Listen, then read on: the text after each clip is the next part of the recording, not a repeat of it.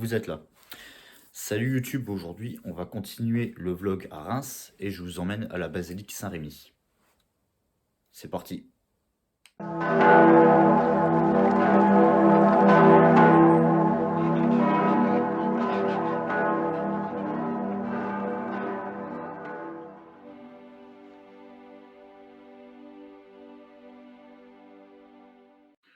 Alors, la basilique Saint-Rémy de Reims, c'est une basilique construite aux alentours de l'an 1000. On ne sait pas trop, hein. En réalité tout ce qu'on sait c'est qu'elle a été bâtie au 11e, 12e, 13e et 15e siècle. Enfin le 15e siècle c'est plus la période où elle a été remaniée puisque cette église a connu un agrandissement.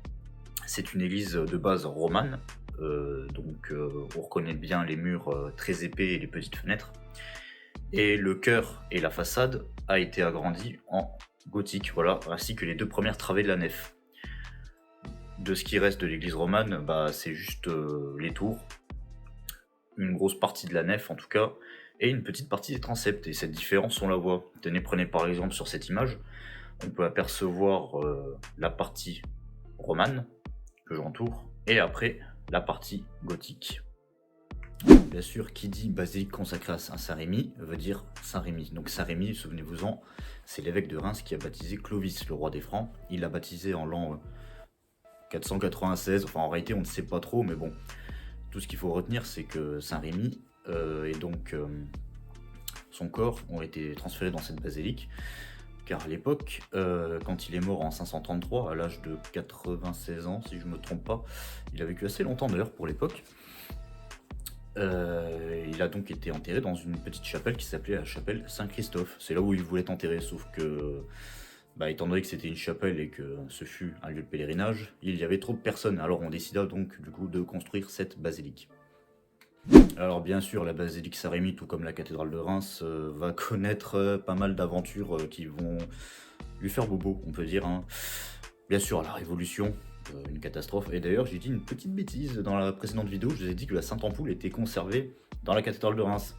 C'est une grosse erreur de ma part, puisqu'elle était bel et bien conservée dans la basilique Saint-Rémy. Et donc à la Révolution, la Sainte-Ampoule s'est fait exploser malheureusement. Et ensuite, l'autre péripétie, c'est malheureusement, et comme pour la cathédrale de Reims, la Première Guerre mondiale qui a fait extrêmement mal. Le 1er août 1918, c'était là que la basilique a été transformée provisoirement en une sorte d'hôpital militaire. Malheureusement, elle fut bombardée, et étant donné qu'elle possédait des voûtes en bois et en plâtre pas très costauds, de fausses voûtes gothiques en réalité, la toiture s'est effondrée, et d'ailleurs une bonne partie des murs de la nef a été soufflée. Donc ce fut encore une fois un désastre, et d'ailleurs ce n'est pas la seule église, hein, car l'église suivante, on va en parler dans la prochaine vidéo, elle a aussi été démontée littéralement par les bombardements des Allemands. Alors souvenez-vous-en, dans ma vidéo précédente où je parlais de la cathédrale de Reims, je vous avais parlé de l'architecte qui s'appelait Henri Deneux, donc, qui est lui aussi à l'origine de la restauration de cette basilique et de la cathédrale. Mais je vais en parler dans la prochaine vidéo, j'en parlerai plus en détail car cet homme a vraiment une importance capitale.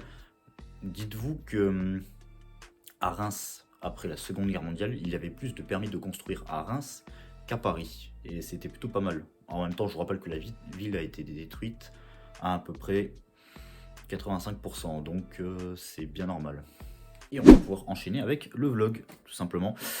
Alors, ce vlog, il fait suite, alors je l'avais tourné directement après la cathédrale, donc autant vous dire que la matinée était assez mouvementée. Donc voilà, il n'y avait pas beaucoup de monde, d'ailleurs je crois même que j'étais le seul dans la basilique, en même temps c'était assez tôt le matin. Je vous laisse découvrir la basilique et je vous dis à tout à l'heure pour la conclusion.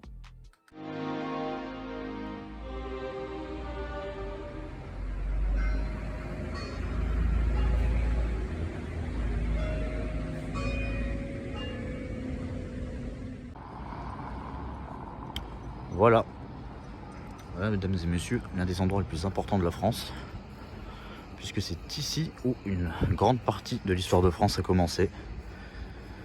Nous sommes toujours à Reims, nous sommes au niveau, comme vous avez pu le voir, du chevet de la basilique Saint-Rémy. Cette statue, c'est Saint-Rémy qui baptise Clovis, roi des Francs, voilà, donc, en 496. C'est ici que une grosse partie de l'histoire de France a commencé. Une énorme partie. Hein. Ce que vous pouvez voir là, ce sont la ruine de l'ancien chœur de l'ancienne basilique Saint-Rémy. Voilà, nous on va aller la visiter. C'est parti. Et nous voici donc à l'intérieur de la basilique de Saint-Rémy. Église qui possède deux styles. Donc, son style le plus ancien, vous pouvez voir des voûtes en berceau romanes. Et les grandes voûtes sont gothiques. Donc nous sommes sur une basilique qui a été construite en deux étapes. On voit que c'est de l'art roman parce qu'il n'y a pas vraiment de lumière. Les fenêtres sont très petites. Les murs relativement épais. C'est une basilique qui a beaucoup souffert de la guerre, hein, tout comme la cathédrale. Ça j'en parlerai à la maison, mais on peut quand même voir que les murs sont très anciens, vous pouvez le constater. Alors je parle assez doucement parce que ça fait assez bizarre. Je suis quasiment le seul à être dans la basilique. On est quasiment les seuls, donc alors qu'il est relativement moderne. Il y a une petite anecdote assez marrante. Les tyrans, pour enclencher les jeux des orgues, sont en forme de bouchons de champagne, évidemment, qui nous rincent. Champagne forever.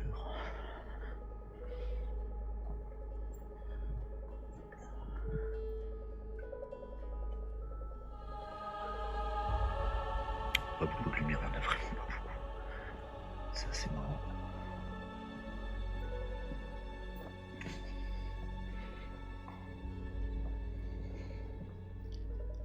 On va continuer. Je vais mettre là. Je vais plus vous montrer le cœur qui est. Alors le cœur est 100% gothique, hein, ça se voit. Par contre la nef. Alors, à mon avis, je pense qu'à l'époque, ça devait s'arrêter ici. Juste à ce niveau. Et après, ils ont dû la continuer, la grandir comme ça. Je pense. Hein. Attends, je regarde l'historique, mais. C'est ce qu'on peut sentir à vue de nez, en tout cas.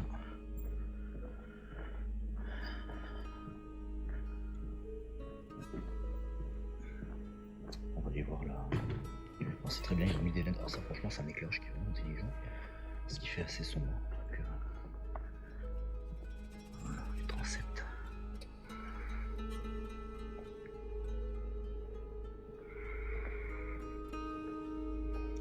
Il y a vraiment, il fait vraiment beau dehors. J'ai beaucoup de chance par contre. Alors, voyons voir.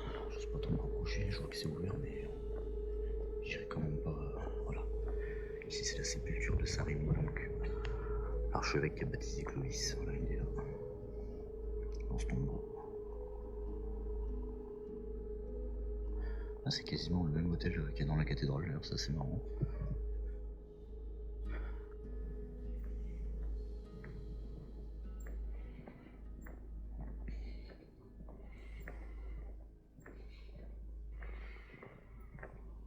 Le tombeau est assez beau, mais par contre, je sais pas si date du Moyen-Âge. Il a un style assez baroque.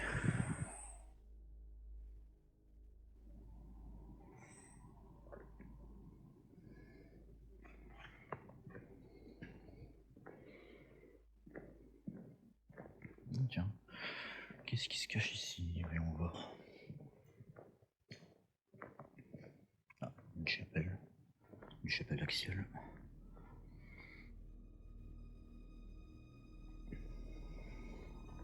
Ah, il y a un beau soleil. Oh la vache.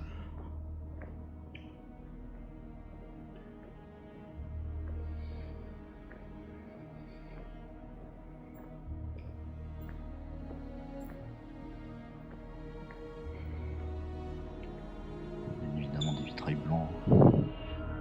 Toujours à cause de la guerre. Ah, c'est quasiment, il y a du marbre et tout, ouais, d'accord. Ah, c'est, on dirait du baroque romantique, faudra que je regarde de quand ça date.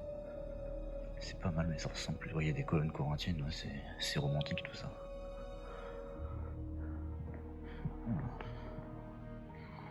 Ouais, ça mélange vraiment plusieurs styles. Hein. Bon, le principe dominant ici, c'est l'art roman, mais.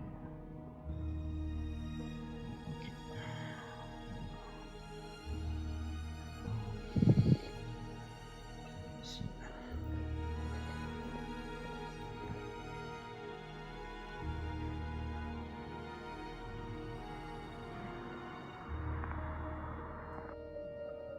Alors on a bel et bien le droit de se rapprocher du tombeau de Saint-Rémy. Vous pouvez voir sa chasse, son cercueil entre guillemets. Alors je vais un peu m'éloigner pour bien vous montrer. Voilà.